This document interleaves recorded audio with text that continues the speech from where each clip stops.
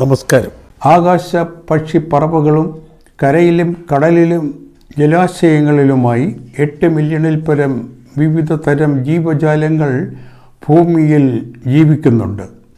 അവയെല്ലാം പ്രകൃതി നിയമസത്യത്തിൽ അധിഷ്ഠിതമായ സർവസ്വതന്ത്ര സമത്വ സന്തോഷ ജീവിതം ആസ്വദിച്ചാനന്ദിക്കുന്നു. എന്നാൽ ആ ജീവികളിൽ ഒന്നായ മനുഷ്യന് മാത്രം അതിന് കഴിയുന്നില്ല. അതിന് ഉത്തരവാദി അവൻ തന്നെയാണ്. കാരണം കടുത്ത സ്വാർത്ഥനും സഹജീവി ശത്രുവുമാണവൻ. അതിൻ്റെ തെളിവിത ശ്രദ്ധിക്കൂ.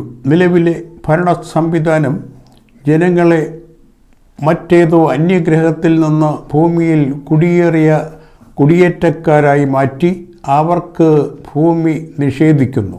എന്നിട്ട് പണമുള്ളവർക്കത് വിൽക്കുന്നു. പണം ഇല്ലാത്തവർ തെരുവിൽ അന്തി ഉറങ്ങുന്നു. എന്നിട്ട് അതിൽ അതിരുകൾ തീർക്കുന്നു. രാജ്യ അതിർത്തികളും തീർത്ത് ഭൂമി വിഭജിക്കുന്നു. ഭൂമി വാങ്ങിയവരെയെല്ലാം സർക്കാരിൻ്റെ വാടകക്കാരാക്കി മാറ്റുന്നു.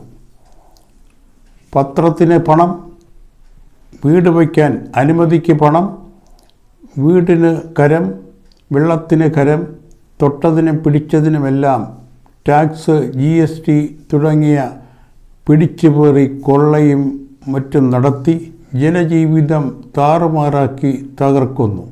ഭരണ അധികാരികൾ കോടിപതികളായി വിലസുകയും ചെയ്യുന്നു. ഇതാണ് സർക്കാരിൻ്റെ ജനക്ഷേമ സേവന സംരക്ഷണ പിച്ചിലാട്ടം.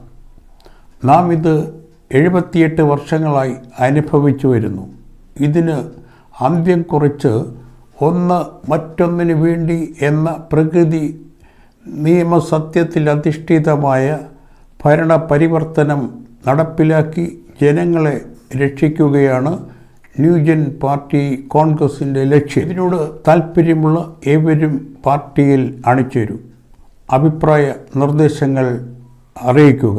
8281357776 എന്ന നമ്പറിൽ ബന്ധപ്പെടാവുന്നതാണ്. വരുന്ന നിയമസഭാ തെരഞ്ഞെടുപ്പിൽ ഈ പാർട്ടിക്ക് വേണ്ടി മത്സരിക്കുവാൻ 140 മണ്ഡലങ്ങളിലും താൽപ്പര്യമുള്ളവർ മുന്നോട്ട് വരും. രാജ്യത്തെയും ജനങ്ങളെയും രക്ഷിക്കുവാൻ വേണ്ടിയുള്ള ഈ നീക്കം ആവശ്യമാണ് എന്ന് അഭിപ്രായമുള്ളവർ ലൈക്ക് ചെയ്യുക, കമൻറ്റ് ചെയ്യുക, ഷെയർ ചെയ്യുക, സബ്സ്ക്രൈബ് ചെയ്യുക. Thank you very much.